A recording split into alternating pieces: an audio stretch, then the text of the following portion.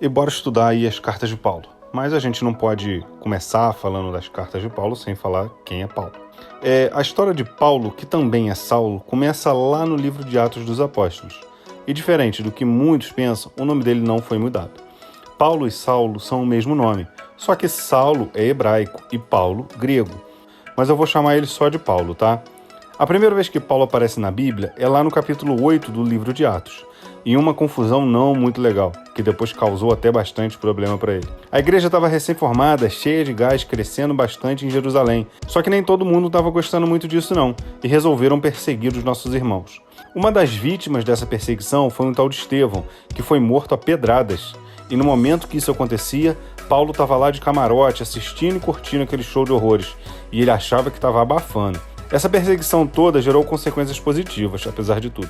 E aqueles discípulos saíram de Jerusalém e se espalharam pelo mundo todo. E a igreja ia se espalhando, declarando o nome de Jesus e fazendo sinais e maravilhas. Essas notícias acabaram chegando a Jerusalém, onde os apóstolos estavam, os caras brabos do bigode grosso, patente alta. Paulo tinha tanta raiva da igreja que ir atrás de todos esses que se espalharam, prendendo todos eles, era um objetivo da vida dele.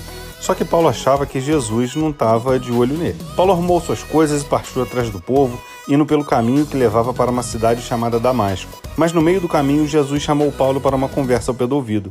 E Paulo só conseguiu ver uma luz muito forte, tão forte que ficou até cego. Jesus deu uma prensa em Paulo e quis saber por que ele estava naquela perseguição aos seus discípulos. E mais, falou o seguinte: Paulo, você está perseguindo a mim mesmo.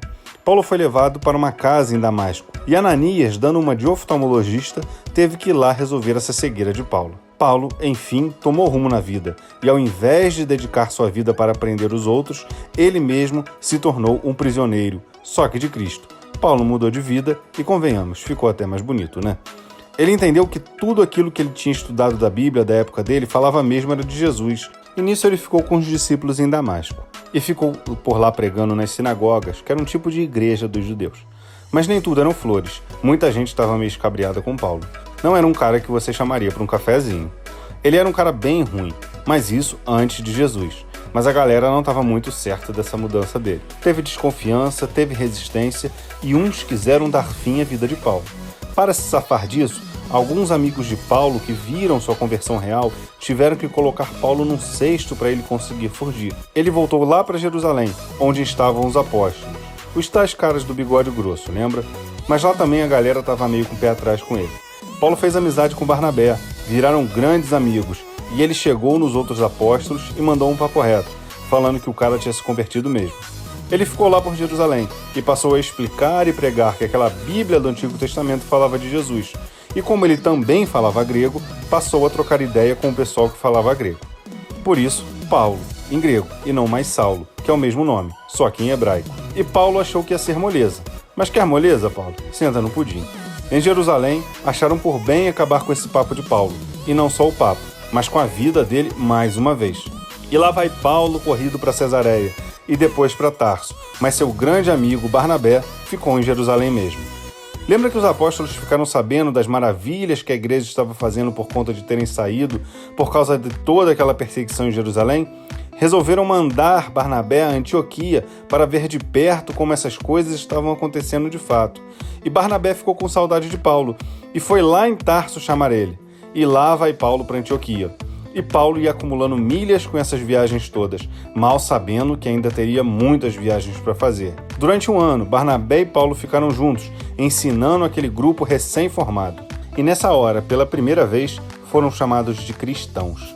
Um cara com nome meio esquisito, Ágabo, um cara do manto, meio repeté, foi em Antioquia e mandou um recado vindo lá do céu. Os irmãos de Jerusalém vão passar fome. O pessoal lá de Antioquia entendeu o papo e logo se mobilizou. São nossos irmãos, não podemos ficar de braços cruzados. Vamos ajudá-los. Reuniram ofertas e ajudas para a Judéia. E lá vai Paulo outra vez, junto com seu amigo Barnabé, para levar aquilo que foi recolhido. De volta a Antioquia, felizes com aquilo, o Espírito Santo mandou Paulo e Barnabé arrumarem suas trouxas. Partiu obra que os tenho chamado. Agora o negócio fica sério. Jejum, oração, imposição de mãos. Arrumaram as malas e partiram. E assim, como a gente vê lá em Atos 13, a primeira viagem missionária do apóstolo Paulo. Curte, salva, compartilha, comenta e fica ligado para as próximas sequências.